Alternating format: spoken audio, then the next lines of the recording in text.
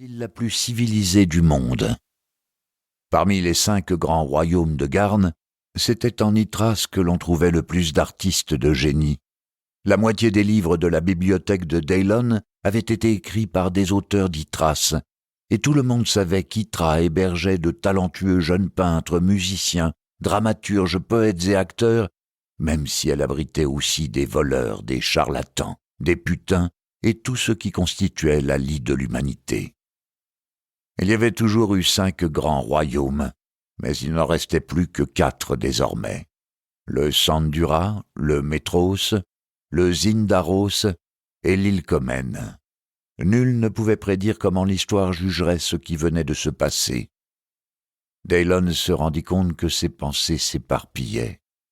Il avait du mal à se concentrer sur le moment présent, et à plus forte raison sur les conséquences politiques à long terme du massacre auquel il avait pris part. Comme lui avait dit son père bien des années plus tôt, parfois la seule chose à faire, c'était rester immobile et respirer un bon coup. Daelon ravala un soupir lourd de regret. Quelque part sur la colline au-dessus de lui, on enchaînait Steveren Langen, roi d'Yggdrasil, connu de tous sous le nom de Fireman, crinière de feu dans sa langue, ami fidèle des hommes au grand cœur et allié de Daelon et de nombreux nobles.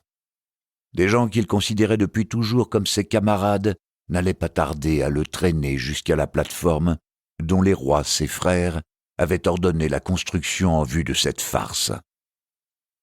Daelon chassa de son esprit les nouvelles atrocités à venir et le dégoût d'avoir pris part à cette trahison.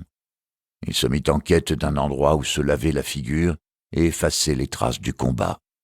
Il trouva un chariot de ravitaillement renversé dont l'attelage avait été massacré, mais qui contenait un tonneau rempli d'eau qui n'avait pas entièrement basculé. Il découpa la toile enduite à l'aide de son couteau et plongea la tête dans l'eau propre et fraîche. Il but avidement, puis ressortit à l'air libre en postillonnant. Il essuya le sang et la saleté sur son visage tout en contemplant les ondulations à la surface de l'eau. C'était la seule chose qui n'ait pas été touchée par la mort. Tout autour de lui, le champ de bataille n'était qu'un mélange de pisse, de merde et de sang, où gisaient les restes d'individus courageux et les bannières boueuses des imbéciles.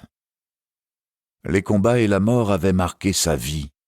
Marié 2 fois avant d'atteindre l'âge de 35 ans, Daelon avait profondément aimé sa première épouse, mais elle était morte en couche 2 ans après leur mariage, sans qu'aucun prêtre ni guérisseur ne puisse la sauver. Daelon n'aimait pas beaucoup sa nouvelle femme, mais elle lui avait permis de nouer une alliance solide et elle disposait d'une jolie dot. Certes, elle était insipide et sotte, mais elle avait un corps jeune et fort dont il aimait jouir, et elle attendait déjà leur premier enfant. Cet héritier à venir était pour l'heure la seule lueur d'espoir dans son existence. Il balaya ses noires pensées en voyant s'approcher quelqu'un qu'il connaissait bien. « Monseigneur » le salua Rodrigo Bavangine, baron des collines cuivrées. « Vous avez survécu. » « Cette journée n'est pas finie, » répondit Daelon, « et la trahison abonde. Ne perdez pas espoir. Vous pourriez encore avoir la possibilité de courtiser ma jeune veuve. »« Sinistre plaisanterie que voilà, » répondit Rodrigo. « Trop de valeureux compagnons gisent dans leur propre merde, tandis que des hommes sur lesquels je ne pisserais pas s'ils brûlaient célèbrent leur victoire. »« Il en est toujours ainsi, Rodrigo, » répondit Daelon en dévisageant son vieil ami. Le baron des collines cuivrées avait un regard bleu vif et une longue chevelure brune qu'il prenait d'ordinaire soin de boucler et d'huiler. Mais ce jour-là, il l'avait nouée à l'aide d'un foulard rouge afin qu'elle ne puisse s'échapper de son aume au cours de la bataille. Il avait le teint pâle comme la plupart des habitants de la province brumeuse sur laquelle il régnait. Leur amitié ne cessait pas de surprendre Daelon, car il était du genre à se perdre dans de longues réflexions, tandis que Rodrigo n'envisageait jamais, semblait-il, les conséquences de ses actes impulsifs.